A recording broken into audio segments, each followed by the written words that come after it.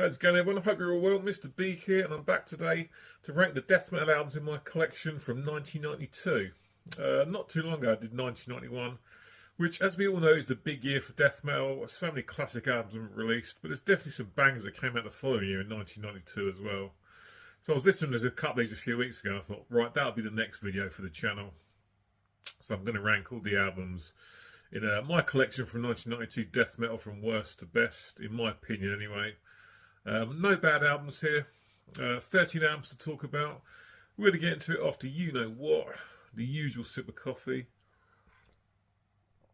So we'll kick off, obviously, in 13th place. For me, in number 13 is Incantation and their debut, Onward to Golgotha. This is one of those albums that gets talked about a hell of a lot. Gets a lot of praise heaped upon it.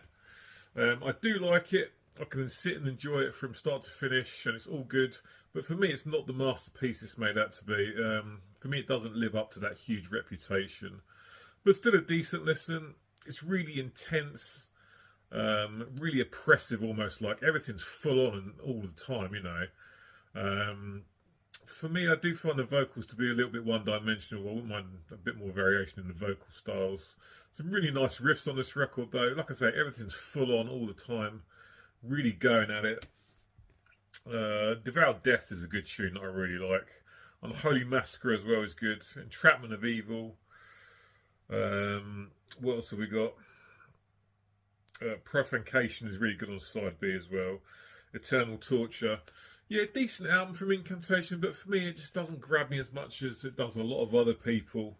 But I can still listen to the whole thing and enjoy it. But for me, it's not the masterpiece it's made out to be, but still a decent listen, and that's why Incantation's Onward to Golgotha comes in at 13th place on this video.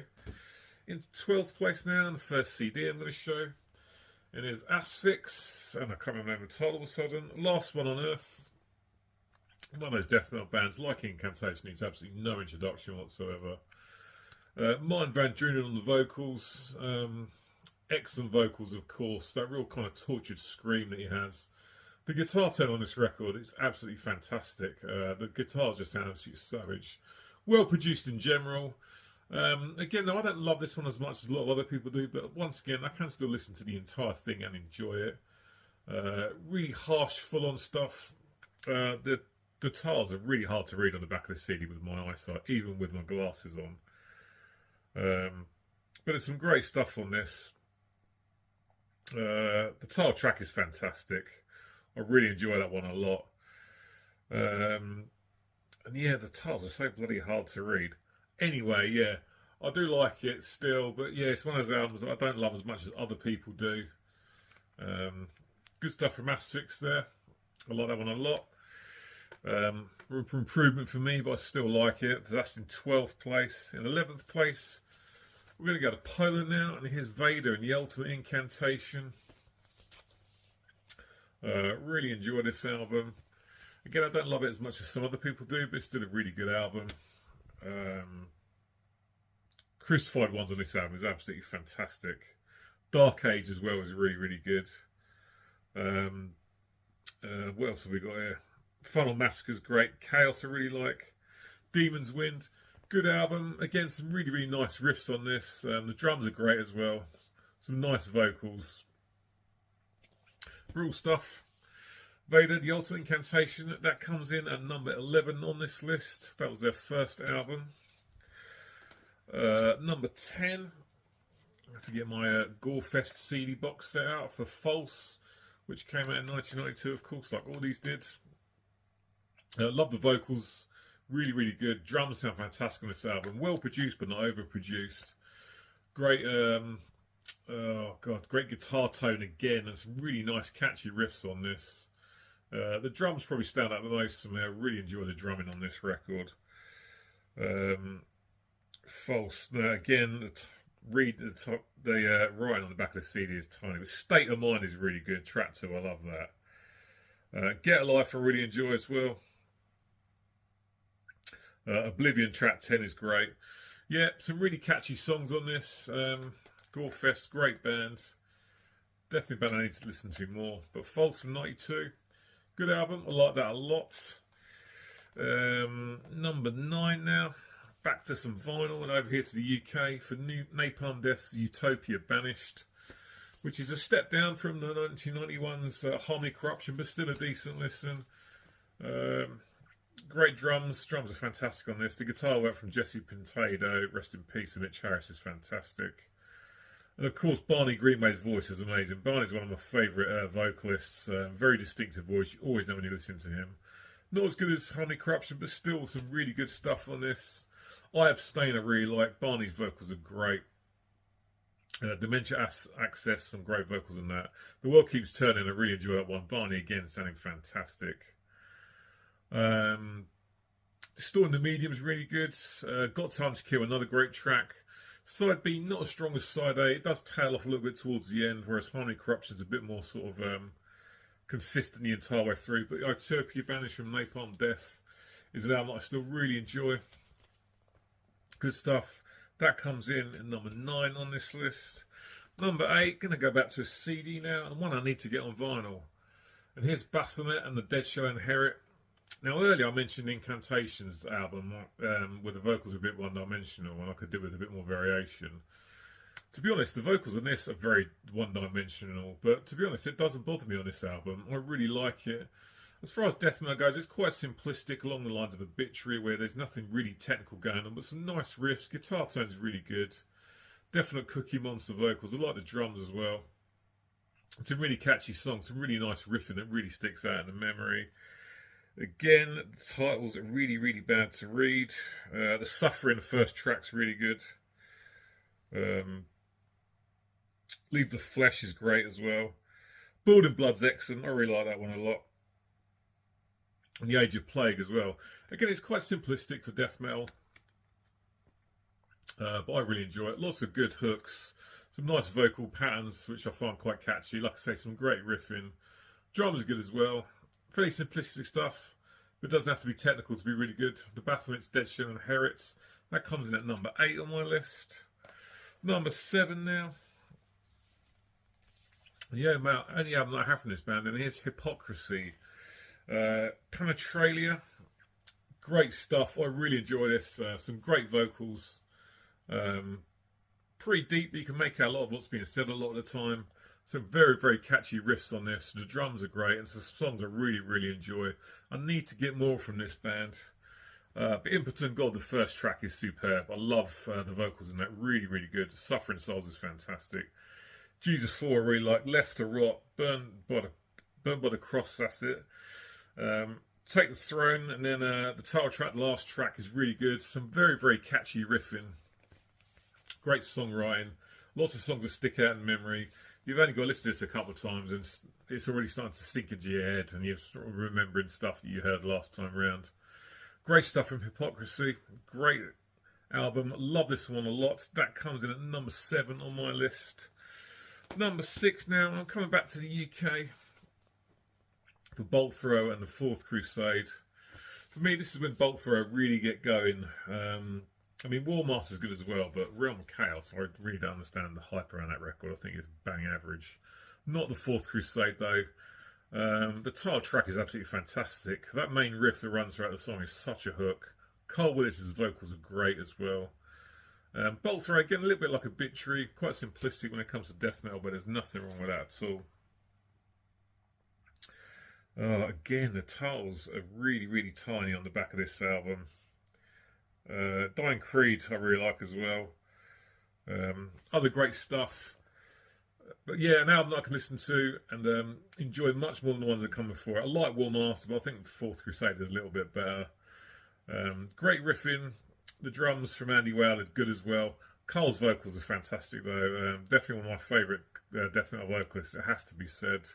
Bolt Thrower is a Fourth Crusade. That comes in at number 6. Number 5 now, and an album that definitely needs to be reissued on vinyl. And here's Monstrosity and Imperial Doom. So, of course, we've got Cannibal Corpse, George Corpse Grinder Fisher on this one. Love the production on this. It's well produced, but still quite sort of murky and dark. So the production's good with that. It's sounding overproduced. Some great riffs. Drums are fantastic. Some really, really good drum on this record. George sounding fantastic as well. Great vocals. The title track, Imperial Doom's first song, is fantastic. I absolutely love that. Vicious Mental Thirst is excellent as well. Burden of Evil, really, really good. Final Cremation, Darkest Dream, the last track, really good stuff. And an album that really needs a vinyl reissue, because to get this on vinyl is incredibly tough. When it does show up, it costs an absolute fortune. But there's Monstrosity's Imperial Doom. That comes in at 5th place for 1992 for me. Number 4 now. And there's Malevolent Creation's Retribution. An album that does live up to its reputation as far as I'm concerned. Love this. Brent Hoffman's vocals, absolutely fantastic. Rest in peace, Brett. I love the vocals on this, they're so good. Rob Barrett on the guitar, who's of course been playing his trade in Cannibal Corpse for the past 20-something years. So some razor sharp riff on this. Drums are great as well. Love the production. Well produced, not overproduced. Systematic execution, some great vocal patterns in that tune. Absolutely love it. Slaughter of Innocence, the riffs are absolutely fantastic. No Flesh Shall Be Spared, great tune. The Coldest Survive, and again, more great riffs. Monster, Mindlock, Ice, the last 3 tracks. Superb, no bad tracks missed at all. It's all good from start to finish. We're starting now to get to the albums that I really, really love on this list. And Malevolent Creation's Retribution comes in at number 4. Superb stuff, really, really love that album. Into the top 3 now, and all 3 of these are bangers. This one was never going to be number 1. It was always going to be high up there. Saw these guys at Bloodstock back in August with Simon the Beardy Red Viking and his missus. It's Obituary and the Incomplete. At that gig, they played pretty much the whole of Cause of Death. I think they only played I'm in Pain from this album, but it was great to hear that song live because that kicks off this record and it's absolutely fantastic. Yeah, not as good as Cause of Death, but still a good album, no doubt about it. Sometimes in its shadow a little bit, but it's fantastic stuff. Frank Watkins on the bass here, Alan West still in the band at this point. Also the Tardy brothers and Trevor Perez. Yeah, I'm in Pain, the first track is so good. That chorus when John Tardy's screaming I'm in pain just sounds great. The vocals are absolutely superb, as always with John. Back to One, some great riffs in that. Corrosive is good. Killing Time I really like. The Incomplete, though, the title track is just fantastic. Specifically, finally got the word out, that breakdown towards the end of the song, just absolutely fantastic. The riffs are so catchy. Don's drum fills are great. It's just a brilliant way to have a title track. You know, it's the way to get it done, definitely. Rotten Ways ends this album. Just fantastic. Even the tracks I didn't mention are still really good. It's got that classic Obituary guitar tone, of course. Like I say, Don's drums are great. John's vocals are absolutely fantastic. A very recognisable voice in death metal. You always know when you hear John. No one sounds like him. Obituary's The Incomplete is number 3. Fantastic stuff. We're into the top 2 now, and these 2 were always going to be at the top of the pile, it has to be said. And it's hard to choose between them. But for me, number 2, for 1992, is Cannibal Corpse and Tomb of the Mutilated. Just absolutely fantastic. When I first heard Hammer Smashed Face on this, when I was watching Ace Ventura Pet Detective in the cinema, it completely blew me away. I knew of Cannibal Corpse, so I remember seeing this album being reviewed in Kerrang in 1992, and the picture of them, they just look like the most evil fuckers you've ever seen in your entire life, when you're a 15-year-old lad, of course. Chris's vocals just blew me away. That was so low, so guttural. I'd never heard anything like it up to that point in my life, and it just blew me away. And a couple of years later, I got the album, and here it is, and it's absolutely fantastic. When it comes to Cannibal, I love everything that they've done, but the Barnes of years are really where it's at for me, it has to be said. Chris, absolutely at the peak of his powers at the time. This is his best vocal performance for me, bar none. The guitars from Jack Owen and Bob Rousset. I say Bob Rousset, he only played the leads on this. Jack recorded all the rhythms. Such an amazing guitar player. It doesn't get talked about enough for me. The riffs are absolutely fantastic. So many memorable riffs. Alex Webster's bass, of course, is phenomenal. Paul Mazurkiewicz's drums are great. It's worth it for the price. The price of admission is worth it just for the title track. Sorry, the first track alone, Hammer Smash Face, is just classic. Great riffs, catchy stuff, great vocal patterns from Chris. I Come Blood again, that intro riff is really, really memorable. I absolutely love it. Addicted to Vaginal Skin is great. The Cryptic Stench, Post-Mortal Ejaculation, Beyond the Cemetery. Just great song after great song after great song with so many catchy riffs. Great vocals from Chris. Paul's drums are good, and of course Alex's bass is fantastic. Cannibal Corpse is Too Many Mutilated. Comes in at number 2 on my list from 1992. There's only one album left to talk about. For me, this is an absolute beast. I mentioned Incantation first. That album has got a reputation. For me, it does live up to it. This album's got a reputation. For me, it absolutely lives up to it. It's absolutely savage from start to finish. And it's, of course, Deicide's Legion, an album that definitely lives up to its reputation. Absolutely brutal. Some people don't like the production on this album. Not a problem for me. I really enjoy it. It does sound a bit thin, but I have no issue with it at all. The guitars from Eric and Brian Hoffman, whether that's riffs or solos, are great. Steve Asheim's drums are, as always, absolutely phenomenal. And Glenn Benton's demonic vocal delivery just sounds great when you've got those low parts and then the high shrieks as well, especially when they're double tracked over each other. Sound great.